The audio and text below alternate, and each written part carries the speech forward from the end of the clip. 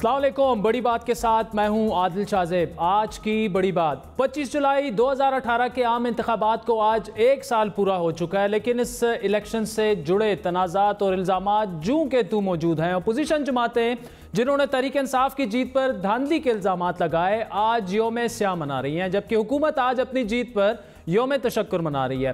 اس ایک سال میں حکومت کی کارکردگی کیسی رہی، پی ٹی آئی نے کیا کھویا کیا پایا، اس پر سیر حاصل گفتگو کی جا سکتی ہے۔ اپوزیشن کا الزام یہ ہے کہ حکومت ان کے احتجاج میں رکاوٹیں ڈال رہی ہے، گرفتاریاں کر رہی ہے، میڈیا کوریج رکوا رہی ہے۔ حکومت کا دعویٰ یہ ہے کہ اپوزیشن جماعتوں کو عوام کی سپورٹ حاصل نہیں، یہ عوام نہیں مقدمات کے خاتمے کی جنگ لڑ رہے ہیں۔ اس تمام صورتحال میں ملکی سیاست وہیں کھڑی ہے جہاں ایک سال پہلے کھڑی تھی۔ معذرائی کی کیفیت ہے، احتساب زوروں پر ہے۔ اپوزیشن خصوصاً مسلم لیگ نون کی اعلیٰ قیادت یا تو جیلوں میں ہے یا مختلف کیسز کا سامنا کر رہی ہے۔ گزشتہ ایک سال میں سابق صدر آصف علی زرداری، ان کی ہمشیرہ فریال تالپور، مسلم لیگ نون کے صدر شہباز شریف، سابق وزیر اعظم شاہد خاقان عباسی، پنجاب اسمبلی میں اپوزیشن لیڈر حمزہ شہباز، رانا ثناء اللہ، خواجہ سعد رفیق، فہرست لمبی ہے، یہ گرفتار ہوئے۔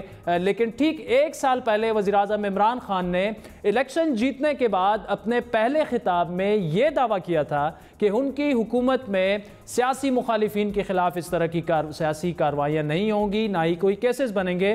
انہوں نے کچھ اور دعوے بھی کیے تھے، لیکن ایک سال میں حکومت کی ترجیحات اور ملکی حالات دونوں کتنے بدل چکے ہیں، عمران خان کے ایک سال پہلے اور ایک سال بعد کے ان بیانات سے واضح ہو جاتا ہے۔ یہ واضح کرنا چاہتا ہوں کہ کوئی بھی ہمارا جو مخالف ہوا، ہمارے خلاف جنہوں نے ووٹس دی، میں ساروں کو یہ سب کو بھول چکا ہوں، یہ سب میرے پیچھے ہیں۔ انشاءاللہ میں آپ کو ثابت کر کے دکھاؤں گا کہ یہ پہلی گورنمنٹ آئے گی جو کسی قسم کی پولیٹیکل وکٹمائزیشن نہیں کرے گی، کسی مخالف کے خلاف سیاسی انتقامی کارروائی نہیں کرے گی۔ ایک سال ہمیں لگا ہے صرف ملک کو سنبھالنے میں، جو ان چور اور ڈاکوؤں نے جس طرح ہمیں مقروض کر کے چھوڑا، یہاں سے پیسہ چوری کر کے باہر لے کے گئے۔ ایک سال لگا کہ ملک کو ٹھیک کریں۔ کبھی یہ قوم آگے نہیں بڑھے گی جب تک جن لوگوں نے اس ملک کو بینکرپٹ کیا، اس ملک کو مقروض کیا، جب تک ہم ان لوگوں کا صحیح معنی میں احتساب نہیں کریں گے، ان کو جیلوں میں نہیں ڈالیں گے۔ اکاؤنٹیبلٹی شروع ہوگی میرے سے، پھر ہوگی میرے وزیروں سے، پھر ہم نیچے جائیں گے۔ اینٹی کرپشن کو ہم مضبوط کریں گے، نیب کو اور مضبوط کریں گے، ایف بی آر جیسے اداروں کو ہم ری اسٹرکچر کریں گے۔ انشاءاللہ آنے والے دنوں میں ہم پاکستان کو یہ جو مشکل حالات میں ان ڈاکوؤں نے پاکستان کو چھوڑ کے گئے تھے، ہم نے اس پاکستان کو اصلاحات کرنی ہے، اس ملک میں ادارے ٹھیک کرنے ہیں، اس ملک میں ایف بی آر کو ٹھیک کرنا ہے، اسی ملک سے پیسے اکٹھے کریں گے، اسی ملک کو اپنے پیر پہ کھڑا۔ احتساب مجھ سے، میرے وزیروں سے شروع ہوگا، اداروں کو درست کیا جائے گا، یہ وہ باتیں تھیں جو عمران خان نے وزیر اعظم بننے سے پہلے کی۔ عمران خان نے الیکشن جیتنے کے بعد ایک اور وعدہ بھی کیا تھا کہ حکومت میں آنے کے بعد وہ اپوزیشن کی جانب سے الیکشن کی تحقیقات کا بھرپور ساتھ دیں گے اور جو حلقہ اپوزیشن چاہے گی اسی حلقے کی تحقیقات کروانے میں حکومت مدد کرے گی۔ کسی حلقے میں آپ کہتے ہیں دھاندلی ہوئی، ہم آپ کی پوری مدد کریں گے، ہم سارے حلقوں کو کھلوائیں گے جو آپ کہتے ہیں کہ جس میں دھاندلی۔ لیکن گزشتہ ایک سال میں یہ وعدہ بھی ایک کمیٹی بننے سے آگے نہیں بڑھ سکا۔ عمران خان نے کچھ اور وعدے بھی کیے جن میں سے کچھ پر عمل درآمد نظر آیا، کچھ پر ابھی تک بالکل انہیں ٹچ ہی نہیں کیا گیا ان وعدوں کو۔ وزیر اعظم کی کفایت شعاری کی مہم پرزور طریقے سے جاری ہے، اخراجات یقیناً کم ہوئے ہیں۔ حال ہی میں دورہ امریکہ میں وزیر اعظم نے نجی ایئر لائن میں سفر کیا، امریکہ میں مہنگے ہوٹل کی بجائے پاکستانی سفارت خانے میں قیام کو ترجیح دے کر ایک اچھی اور قابل تقلید مثال قائم کی۔ لیکن ساتھ ہی ساتھ سوال یہ بھی ہوا کہ احتساب اپوزیشن کا تو ہوا، لیکن حکومتی اراکین کا کیوں نہیں اب تک ہوا؟ پولیس میں اصلاحات کیوں ابھی تک نہیں آ سکیں؟ وزیر اعظم نے قومی اسمبلی میں کویسچن ٹائم یا سوالات کے جوابات دینے تھے، لیکن ایک سال ہونے کو آیا ہے، وزیر اعظم نے ایک سوال کا بھی جواب نہیں دیا۔ وزیر اعظم ہاؤس اب تک یونیورسٹی کیوں نہ بن سکا؟ گورنر ہاؤس کیوں خالی نہ کروائے جا سکے؟ سارے ہم خرچے کم کریں گے، یہ جو ہم بڑے بڑے محلوں میں رہتے ہیں اور جو بڑے بڑے پروٹوکولز میں رہتے ہیں، عوام کے ٹیکس کے پیسے کے اوپر جو حکمران آج تک عیاشی کرتے ہیں. میں یہ آپ کے سامنے یہ پلیج کرتا ہوں کہ انشاءاللہ یہ ایک بالکل آپ مختلف قسم کی پاکستان میں گورننس دیکھیں گے. ہماری گورنمنٹ فیصلہ کرے گی کہ ہم نے پرائم منسٹر ہاؤس کا کیا کرنا ہے. اس کو ہم کوئی ایجوکیشن انسٹیٹیوٹ کے لیے ہم استعمال کریں گے. ہم سارے گورنر ہاؤسز کو پبلک کے استعمال کے لیے یوز کریں. سیاسی میدان سے ہٹ کر حکومت کو سب سے بڑا چیلنج یقینی طور پر معاشی میدان میں درپیش تھا، جس کے باعث عمران خان کو وہ فیصلے بھی کرنے پڑے جس پر وہ ماضی کی حکومتوں پر تنقید کیا کرتے تھے. عمران خان کے بقول IMF کے پاس نہیں جائیں گے، لیکن انہیں جانا پڑا اور اس فیصلے کے باعث روپے کی قدر میں کافی کمی کرنا پڑی. نئے ٹیکسز لگانے پڑے، گیس، بجلی، CNG کی قیمتیں بڑھانی پڑیں. اپنے قریبی ساتھی اسد عمر کو وزارت خزانہ سے ہٹانا پڑا. حکومت کی معاشی سمت درست ہے، لیکن 1 کروڑ نوکریوں اور 50 لاکھ گھروں سمیت عوام کو ریلیف دینے کا وعدہ پورا کرنے کے لیے ابھی ایک لمبا سفر طے کرنا ہے پاکستان تحریک انصاف کو. معاشی میدان میں حکومت کی پرفارمنس پر بھی ابھی فیصلہ کرنا قبل از وقت ہوگا. تبصرہ کرنا تو کیا جا سکتا ہے، لیکن سفارتی میدان میں تحریک انصاف نے جو کامیابی حاصل کی ان پر انہیں داد بھی دینی چاہیے. امریکہ کا کامیاب دورہ اس کی ایک واضح مثال ہے. بڑی بات کا بڑا سوال یہ ہے کہ کیا آنے والا سال تحریک انصاف حکومت کے لیے گزشتہ 1 سال سے بہتر ہوگا، اور کیا حکومتی وعدے اور دعوے سچ ثابت ہوں گے اور عوام کو حقیقی تبدیلی نظر آئے گی یا نہیں. بات کریں گے وفاقی وزیر سائنس اور ٹیکنالوجی اور تحریک انصاف کے سینئر رہنما فواد چوہدری صاحب ہمارے ساتھ موجود ہیں. چوہدری صاحب، 25 جولائی کو آپ نے فتح حاصل کی، بڑی تاریخی فتح اسے قرار دیا جاتا رہا. آج 1 سال بعد کیا آپ سمجھتے ہیں کہ آپ کچھ بہتر پرفارم کر سکتے تھے؟ کارکردگی سے آپ اپنی مطمئن ہیں؟ فارن پالیسی تو چلے بہتر رہی، لیکن اکانومی کو اگر دیکھ لیں، اپوزیشن سے جس طرح سے ڈیلنگ کی جا رہی ہے، وہ معاملات لے لیں، آپ بطور منسٹر یا سینئر لیڈر PTI کتنے مطمئن ہیں؟ کتنا کچھ بہتر کیا جا سکتا تھا؟ دیکھیں، بحیثیت ایک وزیر سے اور پھر 93 آنورڈ تمام گورنمنٹس کو میں نے قریب سے دیکھا ہے. اس میں کوئی شبہ نہیں ہے کہ میرے خیال میں جو پرائم منسٹر عمران خان کی حکومت ہے اس نے ایک بڑے سٹینڈرڈ سیٹ کیے ہیں. ہم بالکل ایک یہاں پر بھول جاتے ہیں کہ یہ پہلی حکومت ہوگی شاید کہ جو 12 مہینوں کے بعد ایک ایسی حکومت جو سکیم لیس ہے. کوئی ایک سبسٹینٹیو سکینڈل جو ہے وہ کسی کا سامنے نہیں آیا ہے. یہ اٹ سیلف بہت بڑی کامیابی ہے کہ ایک حکومت کی کہ وہ ایک کرپشن فری گورنمنٹ ایک عرصے کے بعد پاکستان کو ملی. دوسری بڑی کامیابی میرا یہ خیال ہے کہ جو ہم نے ویزا فری رجیم کیا اور 100 سے زیادہ ملکوں کو جو ای ویزا کی سہولت دی، وہ ایک پاکستان کے لیے بہت ڈائنامک چینج ہے. اس سے پاکستان پہلی بار ایک کلوز کنٹری سے ایک اوپن کنٹری کی طرف ہمارا سفر شروع ہوا ہے. تیسرا جو بڑا میرا خیال ہے کہ اس میں ہماری کنٹریبیوشن ہے وہ جو ایک کرتارپور بارڈر اوپن کرنا اس کا ایک حصہ ہے، لیکن جو تعلقات ہمارے عرب ورلڈ کے ساتھ تھے، امریکہ کے ساتھ تھے 2018 میں، وہ بالکل تباہ شدہ تھے. ہم نے آ کے ان کو دوبارہ ریوائیو کیا ہے، اور اب ہم جو اس سال جو کرتارپور بارڈر اوپننگ کر رہے ہیں یہ بھی ایک بہت بڑا ایونٹ ہوگا. اوورآل آئی وڈ سے کہ اگر آپ سمجھیں کہ آپ مجھ سے کہیں گے کہ اس کی آپ منفی کیا کریں یا نیگیٹو کیا کریں، تو اس میں مجھے لگتا ہے کہ جو سب سے بڑا اس وقت ہمارا چیلنج ہے وہ یہ ہے کہ مڈل کلاس کو اور لوور مڈل کلاس کو کیسے ریلیف دی جائے. جو ہمارا بیک بون ہے، ہمارا ووٹر ہے، وہ تھوڑا جو اس کو ہرٹ ہوا ہے. آپ نے آپ کو پتہ ہے آپ نے اس سال ہم نے 9.8 ارب ڈالر قرضہ واپس کیا ہے، اگلے سال 10 ارب ڈالر قرضہ واپس کرنا ہے. سو ایک بہت بڑے آئی وڈ سے کہ آپ کو ایک کیٹسٹرافی میں جو ہے وہ ڈالا گیا ہے پچھلی حکومتوں کی رویوں کی وجہ سے. سو ہم اس سے نبرد آزما ہیں، اس سے کوشش کر رہے ہیں باہر آنے کی، بٹ ایکسیپٹ دیٹ میرے خیال میں کافی اچھا جو ہے وہ. اچھا چوہدری صاحب، 2-3 چیزیں دیکھیں. آپ نے یہ کہا کہ آپ کا کوئی بڑا سکینڈل، مالی سکینڈل ابھی تک سامنے نہیں آیا، جس پہ میں آپ سے متفق ہوں، لیکن جو الزامات لگے کہ آپ کے اپنے لوگوں کا احتساب نہیں ہوا، یک طرفہ احتساب ہو رہا ہے، اگر آپ صرف BRT کو آپ کھول لیں جس میں تحقیقات ابھی ہو رہی ہیں، پھر شاید آپ یہ کہنے کی پوزیشن میں نہیں ہوں گے کہ ہمارا کوئی سکینڈل سامنے نہیں آیا. دوسرا، اپوزیشن کی ریلیوں پر جس طرح سے پابندیاں ہیں وہ گلے شکوے کر رہے ہیں کہ جی 3000 کارکنان پر مقدمات درج ہو گئے ہیں، سینسرشپ کے بھی وہ گلے کر رہے ہیں کہ میڈیا پر انہیں آنے نہیں دیا جا رہا. یہ کوتاہیاں اپنی جگہ اپنی نہ ہوں، ٹیم میں کسی کی ہوں، خان صاحب کی اگر یہ پالیسی نہ ہو کسی اور کی ہو، لیکن یہ اپنی جگہ یہ گلے شکوے موجود ہیں. پہلی بات تو یہ ہے کہ جو اکاؤنٹیبلٹی کا مثال کے طور کے اوپر BRT ہے، BRT کے اوپر اب تک کوئی مخالف بھی ان کا کسی نے بدعنوانی کا الزام نہیں لگایا، بد انتظامی کا الزام لگایا ہے.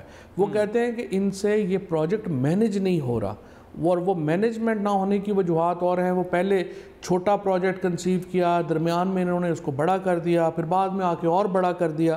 وہ مس مینجمنٹ کے الزامات ہیں، اس میں بدعنوانی کا الزام کوئی نہیں ہے. دوسری بات یہ ہے کہ جو آپ کہتے ہیں کہ اب یہ جو زرداری صاحب کے اوپر یا نواز شریف صاحب کے اوپر جو کیسز ہیں، یہ تو ایسے فرمائشی طور کے اوپر ہمارے اوپر الزام لگاتے ہیں. حقیقت یہ ہے کہ جو تمام مقدمات ہیں ان میں سے ایک بھی ہمارا قائم کیا ہوا نہیں ہے. تفتیشی اداروں میں ایک آدمی بھی ہمارا لگایا ہوا نہیں ہے. چپڑاسی بھی ہم نے نیب میں باقی اداروں میں اپوائنٹ نہیں کیا ہوا. سو اگر ان کو لگتا ہے کہ ان کے لگائے ہوئے لوگ غلط تھے اور ان کو وہ مکہ جنگ کے بعد یاد آتا ہے تو ان کو اپنے منہ پہ مارنا چاہیے، اور یہ تو ان کو بات ہی نہیں کرنی چاہیے کہ یہ لوگ جو ہم نے لگائے تھے یہ غلط اکاؤنٹیبلٹی کر رہے ہیں. تیسری امپورٹنٹ بات جو آپ جس کی طرف آپ نے اشارہ کیا ہے وہ یہ ہے کہ یہ جو ہمارے کیسز کھلتے، ہمارے کیسز اس لیے نہیں کھل سکتے کہ ہماری فیڈرل گورنمنٹ میں یا ادھر جو لوگ ہیں یہ تو پہلی بار گورنمنٹ میں آئے ہیں. 12 مہینے میں زیب داستان کے لیے تو بات کی جاتی ہے، فلانے یہ کر دیا فلانا، کوئی سبسٹینٹیو بات نہیں ہے. تو اس کو اچھا جوئی صاحب، جو اپوزیشن کے الزام ہیں اس پہ بھی بات ہو جائے کہ حکومت ان کی ریلیوں اور جلسوں پر پابندیاں لگا رہی ہے، کارکنان کو اریسٹ کیا جا رہا ہے، 3-4 ہزار مقدمات ہیں.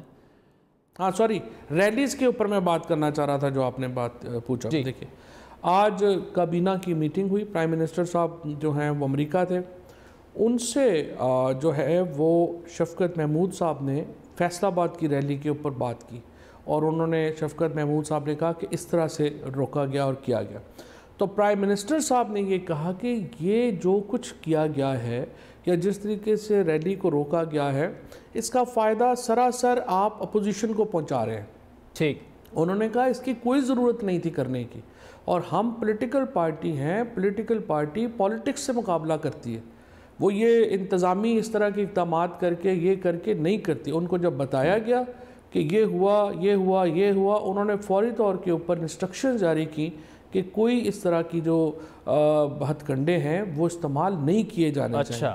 اور اس کے اوپر بالکل پرائم منسٹر کلیئر ہے. میں آپ کو بالکل بتا دیتا ہوں، جس کو بھی پرائم منسٹر کی پالیسی کا پتہ نہیں ہے وہ تو یہ کہے گا کہ وہ یہ اس طرح کر لیں اور اس طرح کر لیں، بٹ پرائم منسٹر کی پالیسی بالکل واضح ہے. پرائم منسٹر جو ہیں وہ ایک پالیٹکس کو پالیٹکس کی. اچھا فواد چوہدری صاحب، بڑا کیٹیگوریکلی آپ نے کہا کہ وزیراعظم صاحب نے خود اپوزیشن کی ریلیوں کو روکنے پر یہ کہا ہے کہ ایسا نہیں ہونا چاہیے، ہم خود سیاسی لوگ ہیں. تو یہ جو مقدمات بن چکے ہیں کیا وہ اب واپس لیے جائیں گے، اور آئندہ اپوزیشن کی کوئی ریلی کہیں بھی وہ اپوزیشن کرنی چاہے تو حکومت اجازت دے دے گی، کوئی رکاوٹ نہیں ڈالے گی؟ میرے خیال میں آج جو پرائم منسٹر صاحب نے انسٹرکشنز دی ہیں اس کے بعد تو یقینی طور کے اوپر پنجاب حکومت کو اور باقی صوبائی حکومتوں کو یہ چاہیے کہ وہ یہ کیسز جو ہیں ان کو وڈرا کریں اور لوگوں کو جو ہے وہ کریں. دیکھیں کل ہم نے ساری عمر ہم نے بھی پہلے بھی سیاست کی ہے. کچھ لوگ ہو جاتے ہیں جو سیاست کے بغیر آتے ہیں، اوپر سے آتے ہیں، ان کو شوق ہوتا ہے اس طرح کے کام کرنے کا. کوئی پولیٹیکل لوگ اس طرح تھوڑا افورڈ کر سکتے ہیں. درست. اچھا آپ جیسی اور شفقت محمود صاحب جیسی سین وائسز بھی کیبنٹ میں موجود ہیں، لیکن پھر سائڈ پر اگر دیکھیں جس طرح کے لوگ مطلب منسٹری انفارمیشن کی اگر آپ بات کر لیں، فردوس عاشق اوان صاحبہ یہ کہہ رہی ہیں کہ جی فواد صاحب عمران خان کے بیانیے سے ناواقف ہیں، پارٹی لائن کے خلاف کسی ایجنڈے پر کام کر رہے ہیں اور پتہ نہیں ان کو کس چیز کا درد ہے. ایسی باتیں آن ایئر آ کر کرنا، اس سے تو لگے گا یہی کہ حکومت خود بھی ایک پیج پہ نہیں ہے. ایک وزیر کچھ اور بول رہا ہے، دوسرا کوئی اور بول رہا ہے.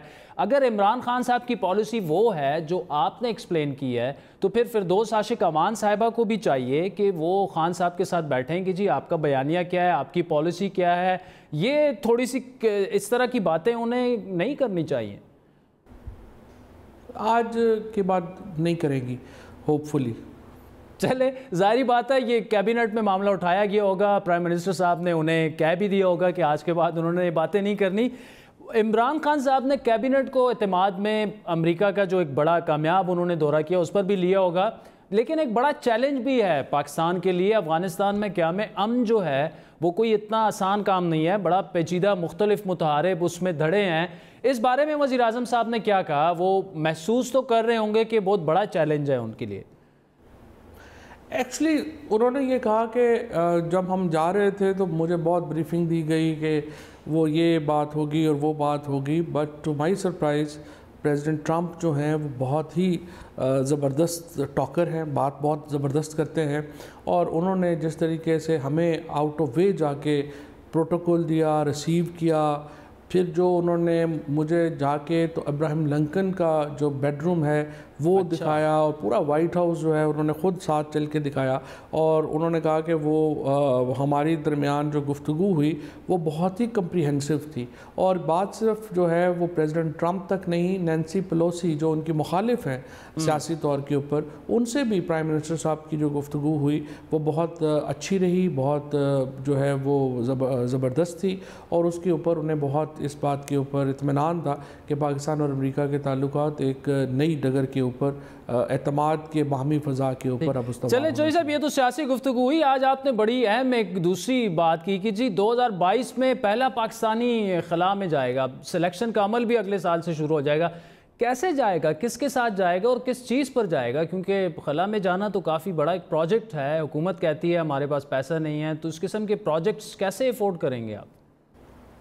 دیکھیں، ہمارا جو سپیس پروگرام ہے جب 1962-63 میں ہم نے شروع کیا تھا، بہت ایڈوانس پروگرام تھا، اور ہم تھرڈ ورلڈ میں ہمارا ایکچولی کوئی مقابلہ ہی نہیں تھا، آئی وڈ سے بہت ایڈوانس تھے ہم اپنے سپیس پروگرام میں۔ جب 1963 میں ہم نے راکٹ چھوڑے، کوئی اور ملک تو سوچ بھی نہیں سکتا تھا۔ بہرحال انفارچونیٹلی وہ بہت وقت پلوں کے نیچے سے بڑا پانی گزر گیا، ہم اس طرح سے پرفارم نہیں کر سکے، اپنی پرفارمنس برقرار نہیں رکھ سکے، لیکن اب آ کر کے ہم نے ایک کمپریہنسو اسپارکو نے، ٹو کریڈٹ اسپارکو اور ان کی ایڈمنسٹریشن کو، انہوں نے 2000 کے بعد ایک کمپریہنسو اسپیس پروگرام اب تیار کیا ہے، اور وہ اسپیس پروگرام جو ہے وہ اب اس کو وہ لیڈ کر رہے ہیں۔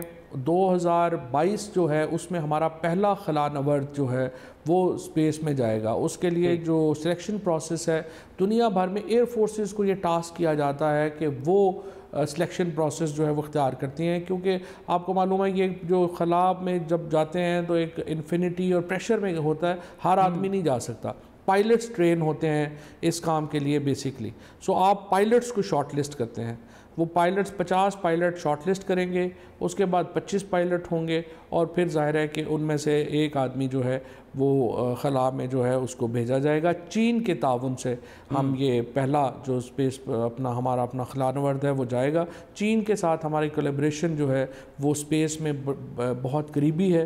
آپ کو معلوم ہے کہ ہم نے ابھی جو پاک سیٹلائٹ، ہم 2 کمیونیکیشن سیٹلائٹس ہم نے چھوڑے ہیں، اس کے لیے بھی ہم نے چائنا کی جو ایک اسپیس لانچنگ وہیکل ہے وہ استعمال کیا۔ فواد چوہدری صاحب بہت بہت شکریہ۔ ناظرین، فواد چوہدری صاحب پی ٹی آئی کے سینئر رہنما ہیں، وفاقی وزیر ہیں، بڑی اہم انہوں نے آج گفتگو کی 1 سال کی جو پاکستان تحریک انصاف کی پرفارمنس رہی ہے، اور انہوں نے ایڈمٹ کیا کہ جہاں انہوں نے اپنی جو ابھی تک جو اچیو کیا ہے پاکستان تحریک انصاف نے وہ بھی ہمیں گنوائی اچیومنٹس، لیکن ساتھ ساتھ میں یہ بھی انہوں نے ایکسیپٹ کیا کہ مڈل کلاس کو فی الحال ہم وہ ریلیف نہیں دے پائے جو ان کا تحریک انصاف کا اپنا ووٹر ہے، لیکن وہ بھی کوشش کریں گے کہ انہیں دیں۔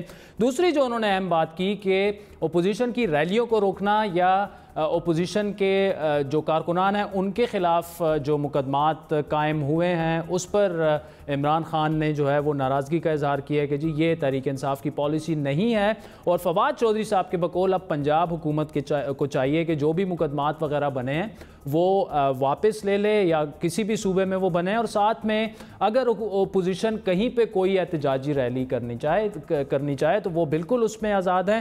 اور انتہائی اہم بات انہوں نے جو فردوس عاشق اعوان صاحبہ کے حوالے سے انہوں نے کل جو فواد چوہدری صاحب کے بارے میں کہا تھا، وہ کلپ کافی گردش میں ہے کہ فواد چوہدری صاحب کو مجھے پتہ ہے کس چیز کا درد ہے، وہ تحریک انصاف کی پالیسی پر عمل نہیں کر رہے، نہ ہی عمران خان کے بیانیوں کو وہ فالو کر رہے ہیں، نہ وہ کسی ایجنڈے پر کام کر رہے ہیں۔ تو لگتا آج یہ ہے کہ آج کابینہ میں بھی یہ چیز ڈسکس ہوئی ہوگی، اور فواد چوہدری صاحب کا یہ کہنا ہے کہ فردوس عاشق اعوان صاحبہ آج کے بعد ایسی کوئی باتیں نہیں کریں گی انہی سارے معاملات کو لے کر چلتے ہیں. سینئر صحافی عارف نظامی صاحب ہمارے ساتھ موجود ہیں. نظامی صاحب، ٹھیک 1 سال پہلے تحریک انصاف نے تاریخی کامیابی حاصل کی. اس پورے 1 سال میں انہوں نے کیا کھویا، کیا پایا؟ کیسے احاطہ کریں گے آپ اس ساری پورے 1 سال کا؟ دیکھیں جی، بڑا مشکل ہے یہ اسکور کارڈ جو ہے یہ اس کا تعین کرنا. ایک خارجہ محاذ پہ ان کی خان صاحب کی خوش قسمتی ہے کہ ان کا 1 سال جو ہے وہ ایک اچھے امریکہ کے دورے پہ اس کا ڈراپ سین ہوا 1 سال کا، اور انہوں نے خود ہی کہا کہ جی ان کو ہار پہنائے گئے اور وہ مبارک سلامت کے ڈونگرے برسائے گئے. لیکن انہوں نے خود ہی کہا مجھے ایسے لگ رہا ہے جس طرح میں ورلڈ کپ جیت کے ہیں. جی، تو سوال یہ پوچھا جا سکتا ہے کہ ورلڈ کپ تو آپ نے جیتا تو کپ کہاں پہ ہے؟ تو وہ کپ جو ہے ابھی اس کے لیے بہت پاپڑ بیلنے پڑیں گے. مثلاً جو یہ تو کامیاب دورہ تو ہر دورہ ہی ہوتا ہے کامیاب حکمرانوں کا، لیکن اس کو بہت ڈیفیکلٹ ٹاسک ہے، لیکن امپاسبل نہیں ہے. افغانستان کے معاملے میں اتنی یعنی موافقہ پہ فضا پہلے نہیں تھی کہ اس کا کو حال کے لیے پاکستان کر رہے. باقی ڈومیسٹک محاذ پہ تو میرا خیال ہے اس میں گورننس اور اکانومی کے لحاظ سے خاصی سیٹ بیکس ہی ہیں. مثلا ہے کہ یہ تو کہنا ٹھیک ہے کہ آپ اکنامک ٹیم بھی لے آئے اور سب کچھ کیا، لیکن سال میں آپ نے پاکستان کی تاریخ میں ریکارڈ قرضے لیے. آپ کہتے رہے کہ جی ہم MQM کے پاس نہیں جائیں گے، IMF کے پاس نہیں جائیں گے، میں خود یہ کر لوں گا. پھر چلے گئے آپ. دیر کی اسد عمر کی ٹیم ٹھیک نہیں تھی. پھر اچھا نظامی صاحب، چلے دیکھیں خارجہ محاذ پر تو امریکہ کا بڑا اچھا انہوں نے کامیاب دورہ کیا، لیکن ڈومیسٹک محاذ کی اگر بات کی جائے، جن چیلنجز کا آپ نے ذکر کیا، اکانومی بھی اس میں ہے، گورننس بھی ہے، ڈیلیور بھی انہوں نے کرنا ہے، کوئی بہتری کی امید آپ کر سکتے ہیں؟ گزشتہ سال جو ہے وہ آنے والے سال سے بہتری اس میں آپ آتی دیکھ رہے ہیں؟ اس اپروچ کے ساتھ تو دیکھیں نا، مثلا ایک ٹارگٹ جو ہے وہ ٹیکسیشن کا ہے. ٹھیک ہے، ٹیکس ٹو GDP ریشیو بہت خراب ہے. صاحب کا حکومت بڑی نالائق تھی، کرنٹ بھی تھی، لیکن کب تک آپ ان کو بلیم کر لیں گے؟ آپ تو تبدیلی کہاں پہ آئی ہے؟ آپ کا جو ٹیکس ٹارگٹ ہے 5,555 بلین ہے، وہ اگر آپ کا انجن آف گروتھ نہیں ہوگا چلے گا تو وہ کیسے پورا ہوگا؟ اور انجن آف گروتھ جو ہے اس کو چلانا جو ہے وہ بہت ہی مشکل نظر آ رہا ہے حالات میں. مثلا آج ہی میں کہیں دیکھ رہا تھا اسٹیٹسٹکس کے گاڑیوں کی جو ایک اپر مڈل کلاس یا مڈل کلاسز اور استعمال کرتی ہیں، ان کی مانگ ہی نہیں ہے، ختم ہو گئی. تو یہ جو IMF کا جو پیکج ہے یہ اکنامک گروتھ کا نہیں ہے، یہ اسلامک سلو ڈاؤن کا پیکج ہے. اور یعنی اگلے سال اس رواں سال میں گروتھ ریٹ 2.4%، جو کہ شرح آبادی میں اضافے سے کچھ زیادہ ہے، جس میں مطلب ہے غربت میں اضافہ ہوگا. یہ چیلنجز جو ہیں ان کا کون جواب دے ہوگا؟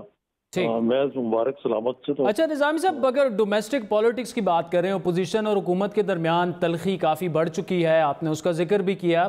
اپوزیشن کا گلہ اس وقت یہ ہے کہ ان پر مقدمات بنائے جا رہے ہیں، فیصل آباد کی مثالیں وہ دے رہے ہیں، انہیں ریلیاں نہیں کرنے دی جا رہی. فواد چوہدری صاحب نے ابھی تھوڑی دیر پہلے ہمارے شو میں کہا کہ جی آج کابینہ میں یہ معاملہ اٹھایا گیا، جس پر وزیر اعظم نے کہا کہ ایسا نہیں ہونا چاہیے، ہم نے بھی اس قسم کی سیاست کی تھی، ہم بھی سیاسی لوگ ہیں، آگے بھی ہم نے سیاست کرنی ہے. تو اگر ایسا وزیر اعظم صاحب کی پالیسی ایسی نہیں ہے تو پھر کیوں ایسا ہو رہا ہے؟ فواد چوہدری صاحب کے بقول اوپر سے کچھ لوگ ایسے آئے، وہ الیکٹڈ نہیں ہیں، کابینہ میں بیٹھے ہوئے ہیں، ان کے فیصلے جو ہیں وہ ہمارے اور اپوزیشن کے معاملات کو خراب کر رہے ہیں. کیا تجزیہ کریں گے اس پر آپ؟ یہ کال آف فیل میں تضاد ہے بہت بڑا. یعنی آپ دیکھیں کہ میڈیا جو ہے وہ عمران خان صاحب کی سکسیس سٹوری میں بہت بڑا حصہ دار ہے. جب انہوں نے اکتوبر 2011 میں اپنے آپ کو لاہور سے لانچ کیا تو اس سے لے کے دھرنے تک، زرداری صاحب کی حکومت سے لے کے میاں نواز شریف کی حکومت تک اتنی کھلی آزادی تھی کہ ہم بھی کہتے تھے کہ کوئی ضرورت سے زیادہ میڈیا کو آزادی حاصل ہے، لیکن کوئی قدر نہیں لگی اور ایسے لگتا تھا کہ پاکستان میں یہ قصہ پرینہ بن چکا ہے. اب محترمہ فردوس عاشق اعوان نے کل ایک نئی شوشہ چھوڑا ہے جی، جو کہ انتہائی خطرناک ہے کہ جی मीडिया कोर्ट्स बनाए जाएंगे। तो एक तरफ तो ये है कि इन्होंने मीडिया को बिल्कुल नाराज कर लिया, दूसरे खान साहब को अमेरिका में उन्होंने ये कहा और उसको ऊपर फौरन अमल भी हुआ है, जो अभी इतलाहात चल रही हैं जेल जराया के मुताबिक, कि मियां नवाज शरीफ से एयर कंडीशनर ले लिया गया, टीवी उठा लिया गया, खाना तो खैर उनको पहले ही उसका वैसे डिनाइल आ गया निजामी साहब जी। इस किस्म के टैक्टिक्स जो हैं जी, ये कौन कर रहा है? ये को खुफियात कर रहा है कोई? अगर ये फवाद चौधरी साहब की बात मान ली जाए तो ऐसा नहीं है, ये बाकायदा फिलॉसफी है। और जो स्पोक्समैन जो ऐसे रखे हुए हैं वॉइस जफर मौज, उनकी कामयाबी का क्राइटेरिया यही है कि वो कितनी जोर से और कितनी खुशखूबी से अपोजिशन को गाली देते हैं मुख्तलिफ चैनल्स में बैठ। आरिफ निज़ामी साहब, thank you so much. Senior सहाफ़ी नाज़रीन, आरिफ निज़ामी साहब बड़ी अहम उन्होंने बातें की। एक साल का वो उस पर तजिया कर रहे थे तहरीक इंसाफ की जो परफॉर्मेंस रही है उनके बकौल खारजा महाज पर जो है वो यकीनी तौर पर तहरीक इंसाफ ने उनकी कारकर्दगी अच्छी रही, लेकिन अंदरूनी महाज पर, डोमेस्टिक महाज पर तहरीक इंसाफ को अभी भी बड़े चैलेंजेस का सामना है, जिसका इदराक ज़ाहिरी बात है वज़ीर-ए-आज़म इमरान ख़ान को भी होगा। वज़ीर-ए-आज़म इमरान ख़ान के दौरा अमेरिका की काफ़ी हम बातचीत भी सुनते आए हैं और 2-3 दिनों से बार बार हम ये सुनते आए हैं, बड़ा एक कामयाब दौरा था। लेकिन इस दौरा अमेरिका में सबसे बड़ा फोकस नाजरीन जो था वो ये था कि अफ़गानिस्तान में पीस प्रोसेस की बात है, तालिबान को किस तरह से पाकिस्तान, क्या इतना इन्फ्लुएंस है पाकिस्तान का, क्या वो पाकिस्तान की बात मानेंगे, क्योंकि पूरा दौरा अमेरिका जो था उस पर ज़्यादातर फोकस जो था अमेरिकन ये चाहते हैं कि वो किसी तरह वहाँ से विड्रॉ कर लें और पाकिस्तान उनकी उसमें मदद करे। इमरान ख़ान का ये कहना था कि वो वापस जाकर अफ़गान तालिबान से मिलना चाहेंगे और आज अफ़गान तालिबान की जानिब से भी उनको जवाब बड़ा मुस्बत मिला है कि अगर तो हमें दावतनामा मिलता है वज़ीर-ए-आज़म पाकिस्तान की तरफ से तो वो क़याम अमन के लिए बिल्कुल उनसे मिलने के लिए तैयार हैं। अगले सेगमेंट में इस पर तफसीली बात करेंगे, हमारे साथ रहिए।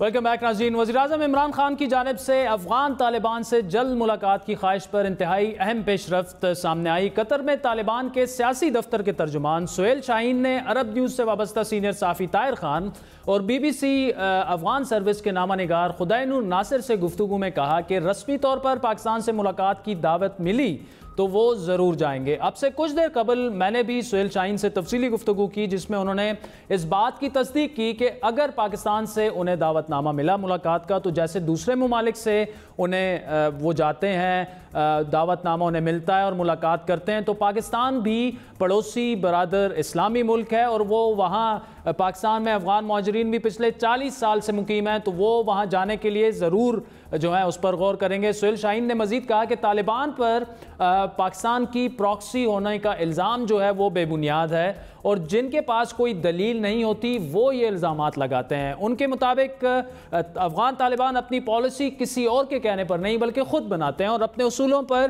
किसी किस्म का समझौता नहीं करते।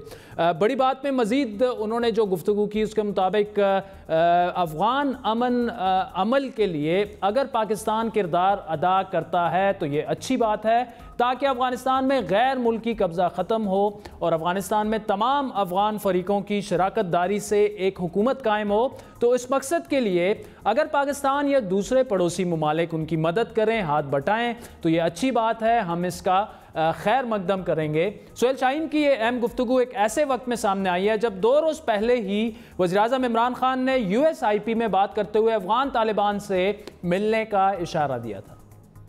One delegation wanted to meet me a few months back, and and when I became the Prime Minister,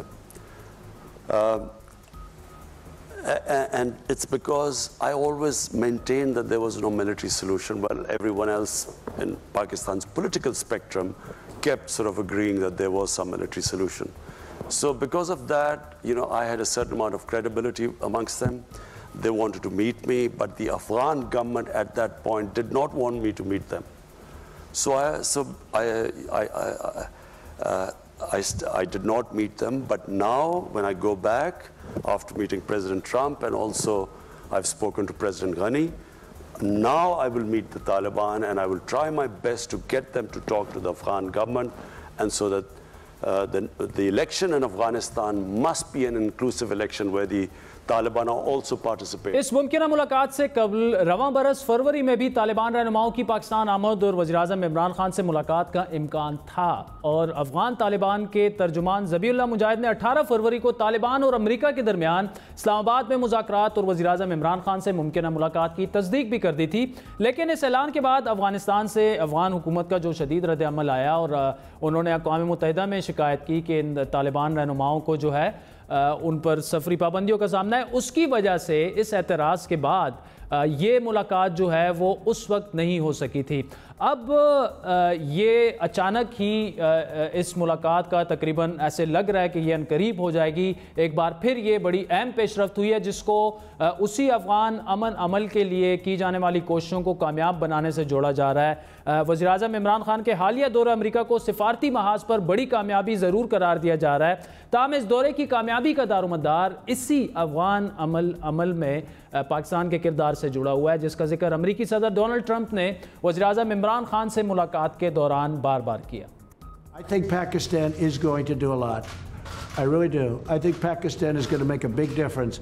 I think Pakistan will save millions of lives in Afghanistan because I really believe they have a power that other nations don't have with respect to Afghanistan.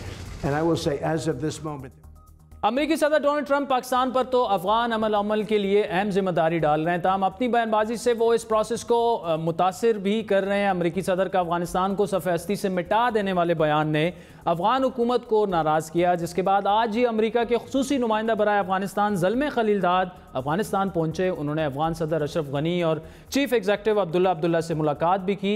इस तमाम माहौल में क्या पाकिस्तान अफगान अमन अमल के लिए ख़ुद पर आयद की गई जिम्मेदारी को पूरा कर पाएगा, और ये जिम्मेदारी पाकिस्तान के लिए कितना बड़ा चैलेंज साबित हो सकती है?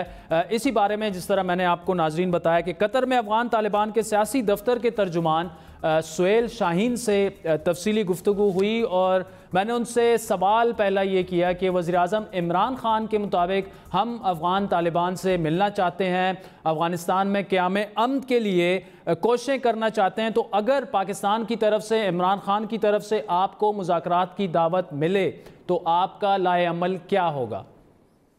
बिस्मिल्लाहिर्रहमानिर्रहीम, नहमदुहु व नसल्ली अला रसूलिल करीम, अम्मा बाद। जी, अगर पाकिस्तान से हमें दावत मिले, जैसे हम दूसरे ममालिक से मिलते हैं, हमें दावतनामे और हम उधर जाते हैं, मुलाकात करते हैं, जो वो रीजनल कंट्रीज़ है या दूसरी यूरोपियन कंट्रीज़ है। पाकिस्तान भी हमारा मुसलमान और नेबरिंग कंट्री है, मुल्क है, हमसाया मुल्क है, तो और उधर हमारे अफगान महाजिरीन रह रहे हैं पिछले 40 साल से, तो इंशाल्लाह उस पर हम ज़रूर गौर करेंगे। अच्छा सुहेल शाहीन साहब, अफगानिस्तान में जो आपके मुखालिफिन हैं, अक्सर इल्ज़ामात आपको पाकिस्तान की प्रॉक्सी की नज़र से वो देखते हैं, तो अगर ये दावत आपको मिले, आप उन्हें कबूल कर लें उनकी तरफ से, तो फिर यही बात रिपीटेडली कही जाएगी जो मैंने जिसका जिक्र किया, तो इस पर आपका रद्द अमल क्या है? कैसे इसको हैंडल करेंगे आप? वो उसके तो अपने लिए एक बेसलेस जस्टिफिकेशन बनाते हैं, बहाने बनाते हैं, जो इसके पास और कोई दलील नहीं है सिवा इस बेबुनियाद और बेसलेस एक्यूजेशन के। तो ये तो पिछले भी ये करते थे और मुस्तकबिल में भी ये करते रहेंगे। अगर हम जाए या ना जाए वो उसके अब तो आदत बन चुके हैं। ठीक, लेकिन हमारी पॉलिसी है और हमारी पॉलिसी के बेस पर जो हम चाहते हैं हमसाये मुल्कों से, जो अफगानिस्तान के हमसाये मुल्क है और रीजनल कंट्रीज है, उसके अच्छे ताल्लुकात रखें, क्योंकि ये अब फ्यूचर अफगानिस्तान की ज़रूरत है, उनका भी ज़रूरत है, हमारा भी ज़रूरत है। तो ये रिलेशन है और इसमें प्रॉक्सी का कुछ बात नहीं है।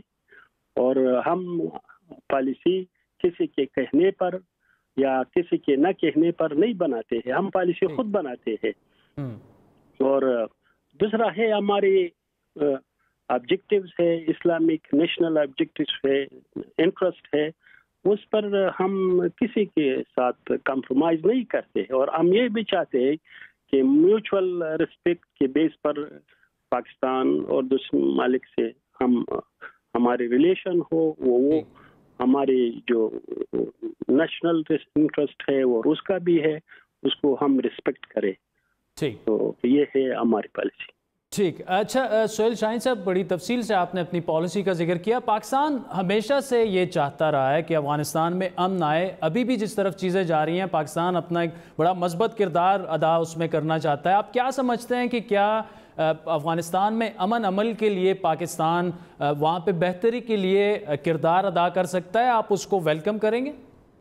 افغانستان کے مسئلے کے حل کے لیے، پیسفل سولوشن کے لیے کردار ادا کرے، یہ اچھی بات ہے، تاکہ افغانستان میں جو آکوپیشن ہے ختم ہو اور افغانستان میں ایک اسلامی حکومت قائم ہو، افغان انکلوسیو، جس میں افغان انکلوسیو سارے افغان شامل ہو. ٹھیک. تو یہ پالیسی ہے، اور اس کے لیے ایک مقصد کے لیے اگر پاکستان یا دوسرے ملک ہیلپ کرے، اس میں ہاتھ بٹائے، ہم یہ اچھی بات ہے، ہم اس کو ویلکم کرتے ہیں. سہیل شاہین صاحب بہت بہت شکریہ. ناظرین، سہیل شاہین صاحب جو ہیں یہ دوحہ میں جو طالبان کا سیاسی دفتر ہے ان کے ترجمان تھے. بڑی انہوں نے تفصیلی گفتگو کی. یہ کہا بڑے واضح الفاظ میں کہ اگر عمران خان دعوت ایکسٹینڈ کرتے ہیں، چاہتے ہیں کہ افغان طالبان ان سے ملیں، تو ہم بالکل اس کو ایکسیپٹ کریں گے. اور پاکستان جو ایک مثبت کردار ادا کرنا چاہتا ہے افغان پیس پروسیس میں، اس کو بھی انہوں نے ویلکم کیا. بڑی ایک دوسری اہم بات انہوں نے یہ بھی کہی کہ افغانستان میں افغان طالبان چاہتے ہیں کہ افغان انکلوسیو، یعنی تمام جتنے بھی افغان ہیں ان پر مشتمل ایک حکومت جو ہے وہ امریکہ کے وڈرال کے بعد آئے. اسی تمام ایشو کو آگے لے کے چلتے ہیں. طاہر خان صاحب سینئر جرنلسٹ ہیں. طاہر خان صاحب، عمران خان کے دورہ امریکہ میں زیادہ تر فوکس افغانستان پر ہی رہا، جو پاکستان کردار وہاں پر کر سکتا ہے. اب عمران خان صاحب نے جو بات کہی کہ افغان طالبان سے وہ ملیں گے، آج ابھی افغان طالبان سے آپ نے بھی کل اس پر ان سے بات کی تھی، آپ سے بھی انہوں نے یہی کہا کہ جی ہم ویلکم کرتے ہیں اور دعوت ملی تو ہم آئیں گے. کتنی اہم پیش رفت ہے یہ؟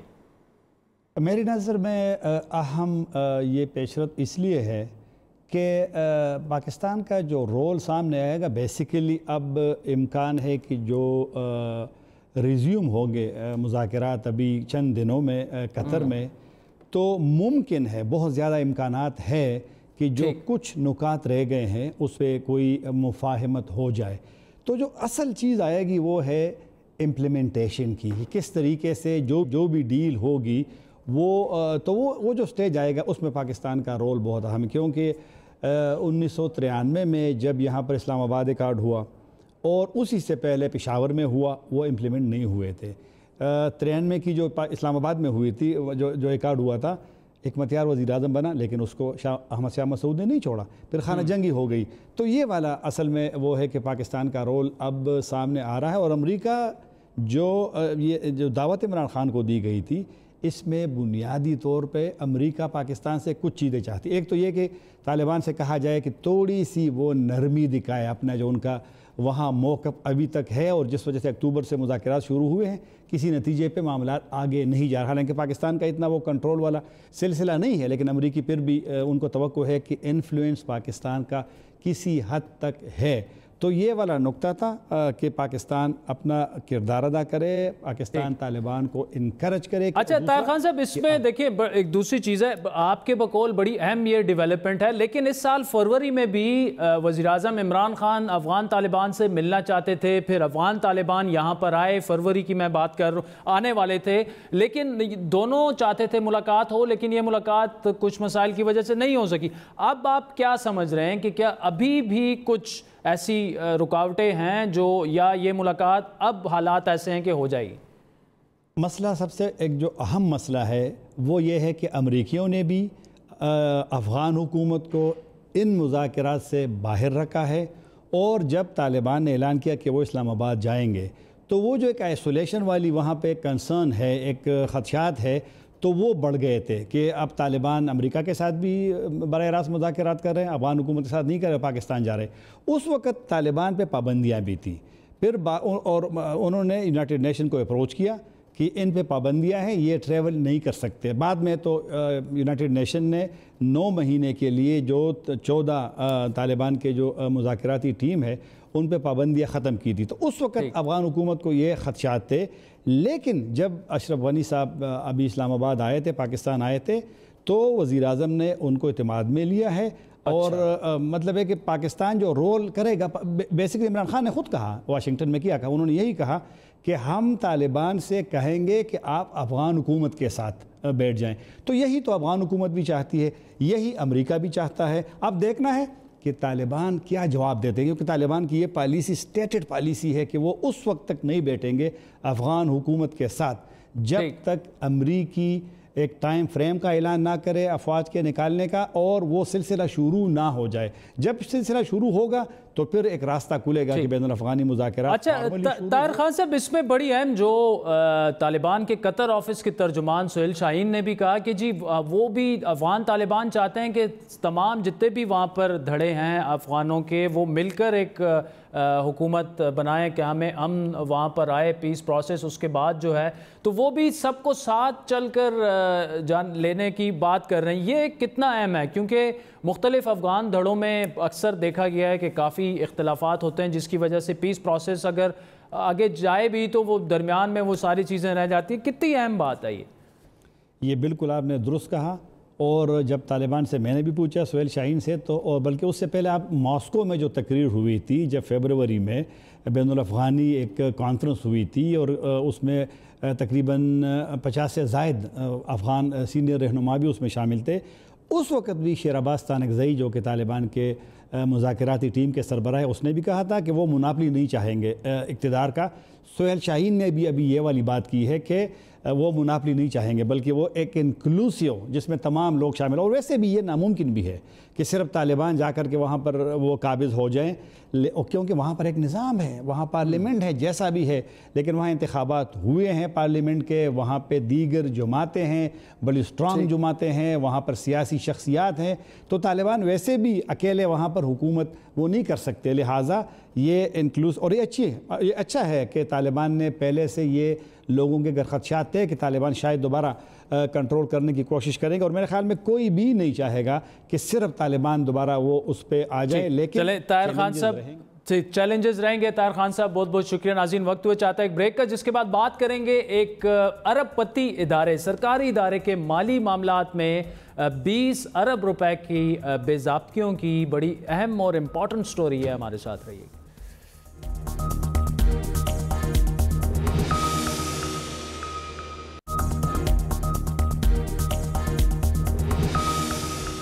ویلکم بیک ناظرین۔ ایک ارب پتی ادارے کے مالی معاملات میں 20 ارب روپے کی بے ضابطگیاں پائی گئی ہیں، لیکن اصل خبر یہ ہے کہ 2 سال پہلے ہونے والی آڈٹ رپورٹ پر اب تک کوئی کارروائی نہیں ہو سکی۔ گزشتہ حکومت بھی خاموش رہی، موجودہ حکومت بھی ہاتھ پر ہاتھ دھرے بیٹھی ہے، جو اس لیے بھی حیران کن ہے کہ احتساب تحریک انصاف کی اولین ترجیح ہے، پہلا نعرہ ہے، لیکن اس معاملے میں پر جو ہے ایک پراسرار خاموشی دیکھی جا رہی ہے، جبکہ معاملہ اربوں کا ہے، اور اس سے کم مالی بے ضابطگیوں پر اپوزیشن کے اراکین پر نیب میں کیسز چل رہے ہیں۔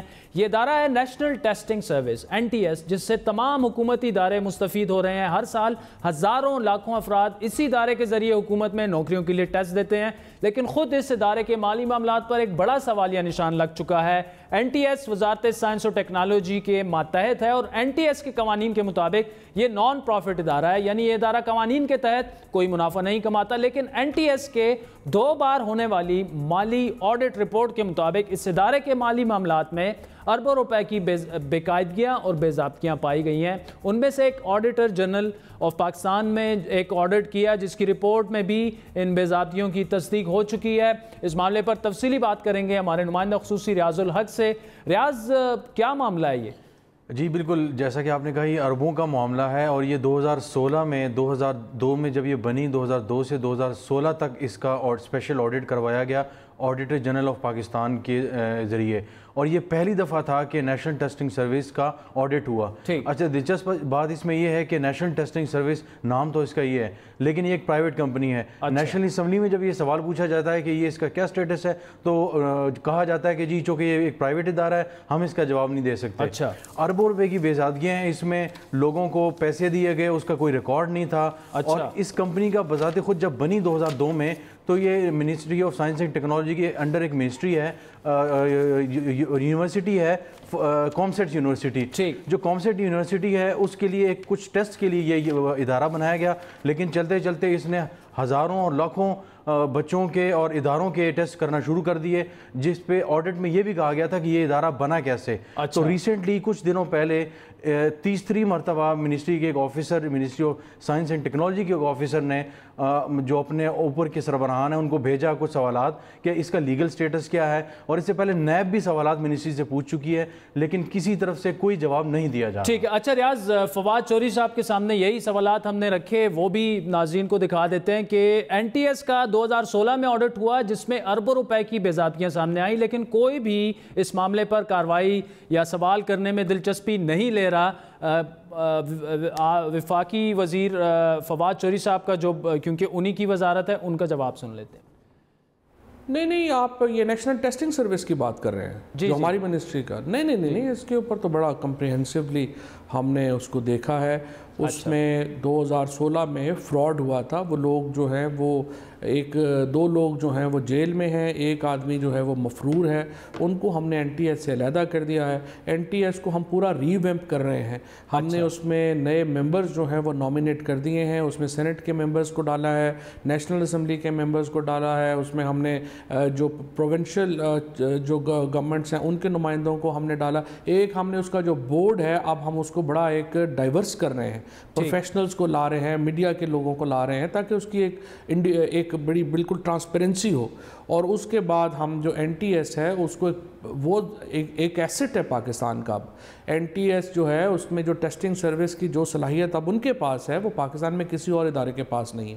سو اس کو تو ہم نے بہت تگڑا کرنا ہے. اس میں جو ٹرانسپیرنسی کے ایشوز بالکل رہے ہیں ماضی میں, اور اس کو بھی بہت ہم نے زبردست انشاءاللہ ریویمپ کیا ہے پورے کا پورا. آپ کو یہ پوری منسٹری میں نے پوری اب ریویمپ کی ہے. اکتوبر میں آ کے آپ کو اس میں ایک اندازہ ہوگا کہ اس میں کتنے بڑے ریفارمز انشاءاللہ ہم لے کے آئیں گے. 2016 میں آڈٹ کی ہم نے ذکر کیا, اس پر ابھی تک عمل کیوں نہیں ہوا اس رپورٹ پر جو بے ضابطیاں ہوئی تھیں؟ اس پہ تو عمل ہوا نا, اس آڈٹ کی رپورٹ کے اوپر ہی تو نیب کے ریفرنس بنے ہیں, اور وہ جو لوگ ہیں جو ایک مفرور ہیں, 2 جیل میں ہیں, وہ اسی آڈٹ رپورٹ کے اوپر ہی تو ہیں. ٹھیک ہے, بہت بہت شکریہ فواد چوہدری صاحب. ریاض الحق, آپ نے فواد چوہدری صاحب کے آنسر سنے, اس پر عمل ہو چکا ہے, نیب کے ریفرنسز بن چکے ہیں. اچھا دلچسپ بات یہ ہے کہ اس سارے معاملے میں یہ اتنا چونکہ اربوں کا معاملہ ہے, اس میں فواد چوہدری صاحب کو بھی اندھیرے میں رکھا جا رہا ہے. اصل میں معاملہ یہ ہے کہ 1-2 لوگوں کو تو کیا گیا, اس کے جو 5-6 بڑے کردار ہیں, اور جو آڈٹ رپورٹ جو ہمارے پاس موجود ہے 51 صفحوں کی یہ رپورٹ ہے, اس میں جن کرداروں کے نام لیے گئے ہیں ان کردار وہ اس میں کئی کردار ایسے ہیں جو ابھی بھی یونیورسٹی کے اندر ہیں, اور جو بورڈ آف ڈائریکٹرز ہے اس میں بھی ہوتے ہیں یہ, اور این ٹی ایس کے فیصلوں میں باقاعدہ یہ شامل ہوتے ہیں. ان کے خلاف کسی قسم کا کوئی ایکشن نہیں لیا گیا. اس کے علاوہ جو اربوں روپے کے جو بے ضابطگیاں بتائی گئیں کہ یہ چیزیں ہیں کہ بہت سے لوگوں کو پیسے دیے گئے جو ایزی پیسہ کے تھرو دیے گئے, اور اس کے علاوہ بہت سی چیزیں کہ یہ بنی کیسے کمپنی, اس کے لوگ کیسے آئے, اس میں اس کے بارے میں کوئی بات نہیں ہو رہی. ان لوگوں کو بھی پکڑا نہیں جا رہا. تو فواد چوہدری صاحب کو بھی شاید اصل حقیقت نہیں بتائی جا رہی. میرا خیال ہے کہ شاید آنے والے دنوں میں مزید جب وہ اس چیز کو مزید کریدیں گے تو شاید اصل حقیقت پتہ چل جائے, لیکن پھر بھی اس کو چھپانے والے بہت ہیں, کیونکہ پچھلی 2 حکومتوں میں کئی وزراء اس کو چھپاتے رہے, اور اب بھی ظاہر ہے اس کو چھپانے کی کوشش کی جائے گی. ٹھیک ہے ریاض الحق, بہت بہت شکریہ. لیکن کم از کم فواد چوہدری صاحب جو کہ وفاقی وزیر سائنس اور ٹیکنالوجی ہیں, انہوں نے بڑے کھلے الفاظ میں یہ کہا کہ جی انہوں نے عمل بھی کیا اس رپورٹ پہ, آئندہ بھی کریں گے, اور اسی سیگمنٹ پہ ہم مزید کام کرتے رہیں گے. ناظرین, آج کے پروگرام پر آپ کے فیڈ بیک کے منتظر رہیں گے. ہمارا ٹویٹر ہینڈل ہے @بڑی بات. مجھے میری ٹیم سمیت اجازت دیجیے. خدا حافظ.